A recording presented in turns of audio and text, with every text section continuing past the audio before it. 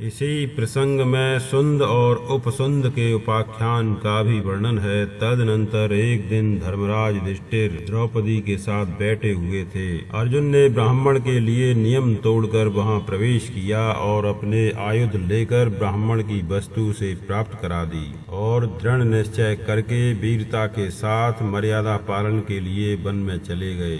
इसी प्रसंग में यह कथा भी कही गई है कि वनवास के अवसर पर मार्ग में ही अर्जुन और उलूपी का मेल मिलाप हो गया। इसके बाद अर्जुन ने पवित्र तीर्थों की यात्रा की है। इसी समय चित्रांगदा के गर्भ से बभ्रु वाहन का जन्म हुआ है और इसी यात्रा में उन्होंने 5 शुभ अप्सराओं को मुक्तिदान किया जो एक तपस्वी ब्राह्मण के शाप से ग्राह हो गई थीं। फिर प्रभास तीर्थ में श्री कृष्ण और अर्जुन के मिलन का भी वर्णन है। तत्पश्चात यह बताया गया है कि द्वारका में सुभद्रा और अर्जुन परस्पर एक दूसरे पर आसक्त हो गए। उसके बाद श्री कृष्ण की अनुमति से अर्जुन ने सुभद्रा को हर लिया। तदनंतर देवकी नंदन भगवान श्री कृष्ण के दहेज लेकर पांडवों के पास पहुंचने की और सुभद्रा के गर्भ से परम तेजस्वी वीर बालक अभिमन्यु के जन्म की कथा है। इसके पश्चात द्रौपदी के पुत्रों की उत्पत्ति की कथा है। तदनंतर जब श्री कृष्ण और अर्जुन यमुना जी के तट पर विहार करने के लिए गए हुए थे तब उन्हें जिस प्रकार चक्र और धनुष की प्राप्ति हुई उसका वर्णन है। साथ ही खांडव वन के दाह मय दानव के छुटकारे और अग्नि कांड से सर्प के सर्वथा बच जाने का भी वर्णन हुआ है। इसके बाद महर्षि मंदपाल का सारंगी पक्षी के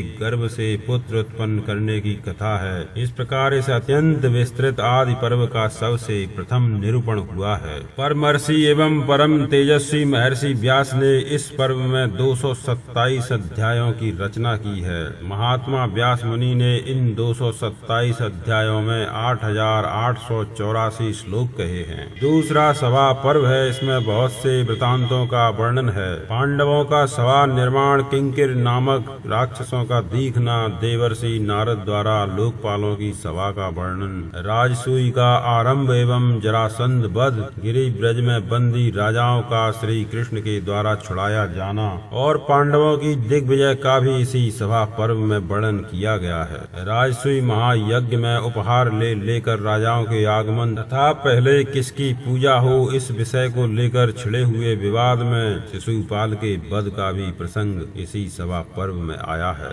यज्ञ में पांडवों का यह वैभव देखकर दुर्योधन दुख और ईर्ष्या से मन ही मन में जलने लगा। इसी प्रसंग में सभा भवन के सामने समतल भूमि पर भीमसेन ने उसका उपहास किया। उसी उपहास के कारण दुर्योधन के हृदय में क्रोधाग्नि जल उठी, जिसके कारण उसने जुए के खेल का षड्यंत्र रचा। इसी जुए में कपटी शकुनी ने धर्मपुत्र युधिष्ठिर को जीत लिया। जैसे समुद्र में डूबी हुई नौका को कोई फिर से निकाल ले, वैसे ही धूत के समुद्र में डूबी हुई परम दुखनी पुत्र वधू द्रौपदी को परम बुद्धिमान धृतराष्ट्र ने निकाल लिया। जब राजा दुर्योधन को जुए की विपत्ति से पांडवों के बच जाने का समाचार मिला तब उसने पुनः उन्हें पिता से आग्रह करके जुए के लिए बुलवाया। दुर्योधन ने उन्हें जुए में जीत कर वनवास के लिए भेज दिया। महर्षि व्यास ने सभा पर्व में यही सब कथा कही है। श्रेष्ठ ब्राह्मणों, इस पर्व में अध्यायों की संख्या 78 है और श्लोकों की 2511 बताई गई है। इसके पश्चात महत्वपूर्ण वन पर्व का आरंभ होता है। जिस समय महात्मा पांडव वनवास के लिए यात्रा कर रहे थे उस समय बहुत से प्रवासी लोग बुद्धिमान धर्मराज युधिष्ठिर के पीछे पीछे चलने लगे।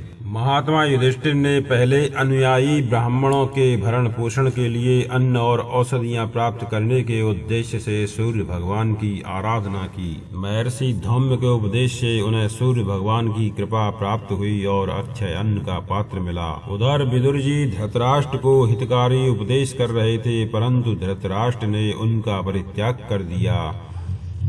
धृतराष्ट्र के परित्याग पर विदुर जी पांडवों के पास चले गए और फिर धृतराष्ट्र का आदेश प्राप्त होने पर उनके पास लौट आए। धृतराष्ट्र नंदन दुर्मति दुर्योधन ने कर्ण के प्रोत्साहन से वनवासी पांडवों को मार डालने का विचार किया। दुर्योधन के इस दूषित भाव को जानकर महर्षि व्यास झटपट वहां आ पहुंचे और उन्होंने दुर्योधन की यात्रा का निषेध कर दिया। इसी प्रसंग में सुरभि का आख्यान भी है। मैत्रेय ऋषि ने आकर राजा धृतराष्ट्र को उपदेश किया और उन्होंने ही राजा दुर्योधन को शाप दे दिया। इसी पर्व में यह कथा है कि युद्ध में भीमसेन ने किरमीर को मार डाला। पांडवों के पास वृष्णि, बंसी और पांचाल आए। पांडवों ने उन सब के साथ वार्तालाप किया।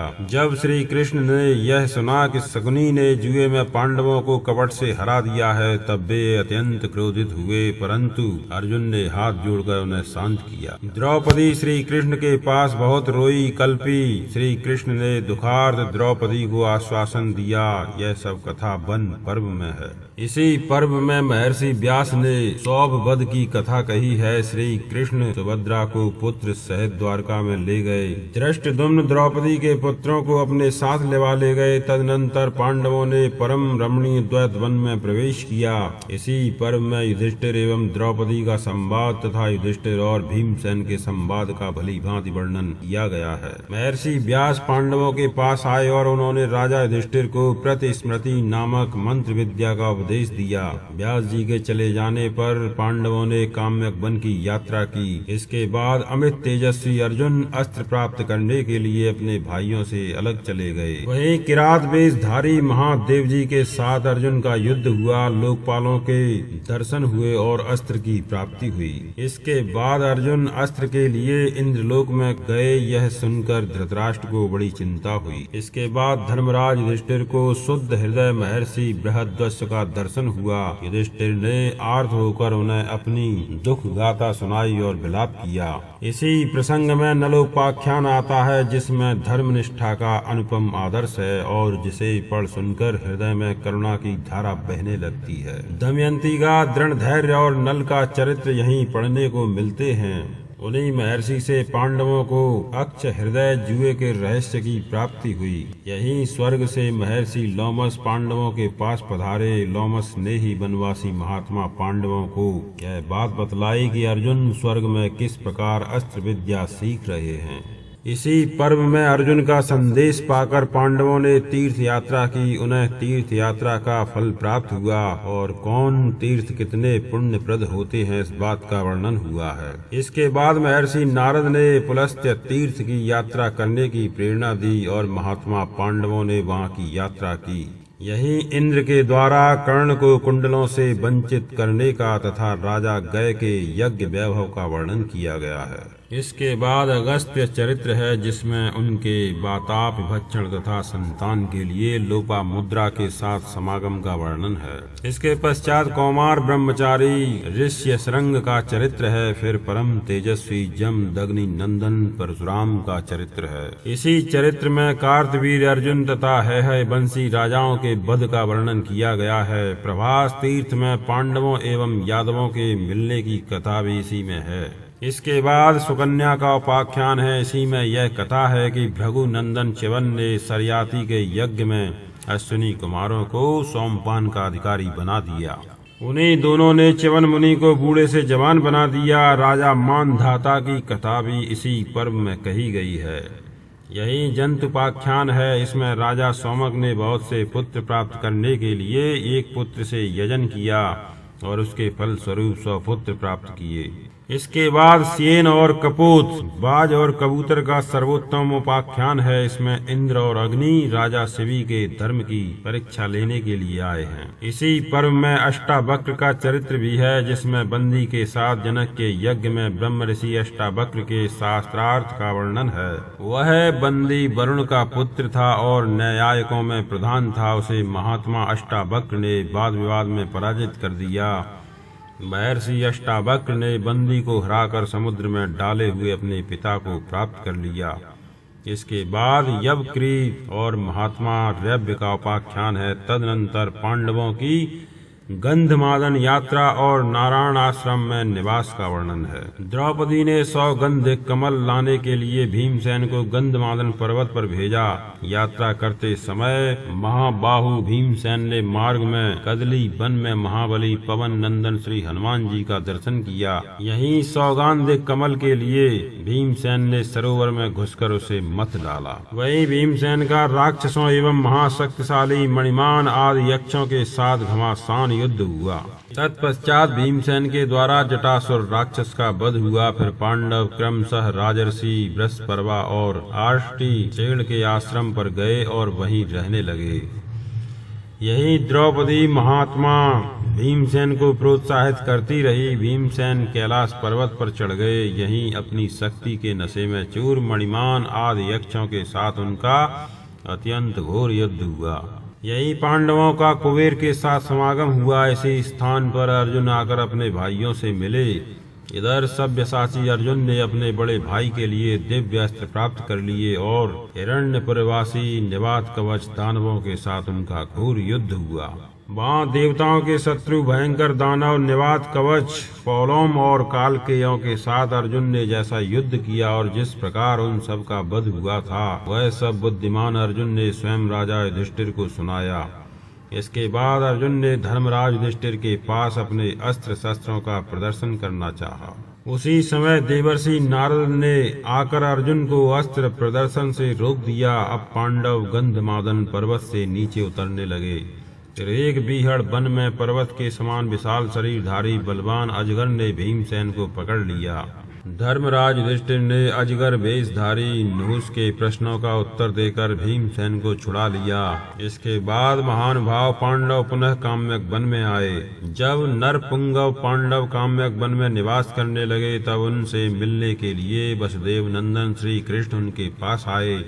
यह कथा इसी प्रसंग में कही गई है। पांडवों का महामुनि मार्कंडेय के साथ समागम हुआ। वहाँ महर्षि ने बहुत से उपाख्यान सुनाए। उनमें बेन पुत्र पृथु का भी उपाख्यान है। इसी प्रसंग में प्रसिद्ध महात्मा महर्षि तार्क्ष्य और सरस्वती का संवाद है। तदनंतर मत्स्य उपाख्यान भी कहा गया है। इसी मार्कंडेय समागम में पुराणों की अनेक कथाएं, राजा इंद्रधुम्न का उपाख्यान तथा धुंधुमार की कथा भी है।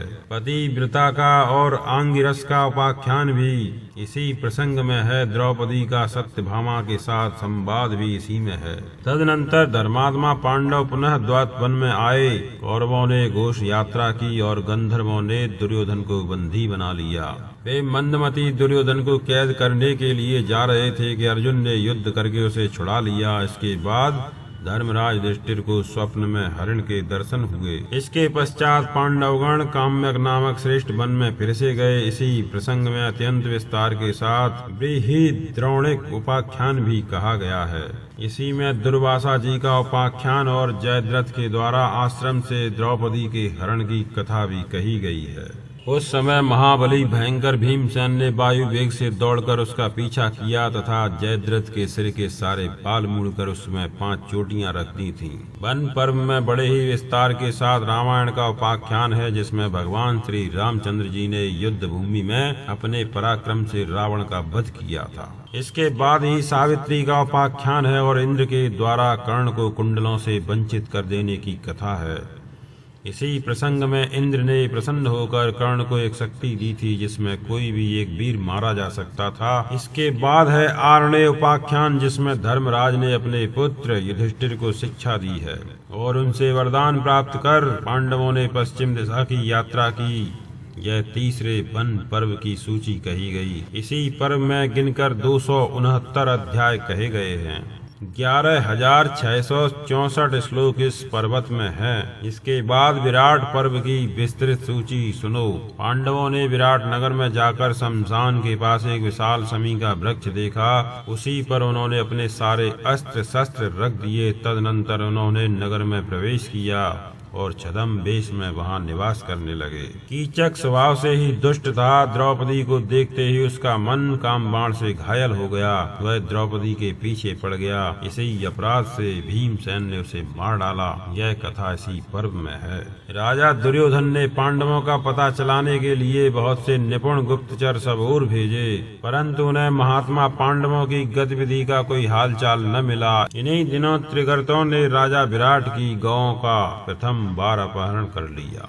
राजा विराट ने त्रिगर्तों के साथ रोंगटे खड़े कर देने वाला घमासान युद्ध किया। त्रिगर्त विराट को पकड़ कर लिए जा रहे थे, किंतु भीमसेन ने उन्हें छुड़ा लिया।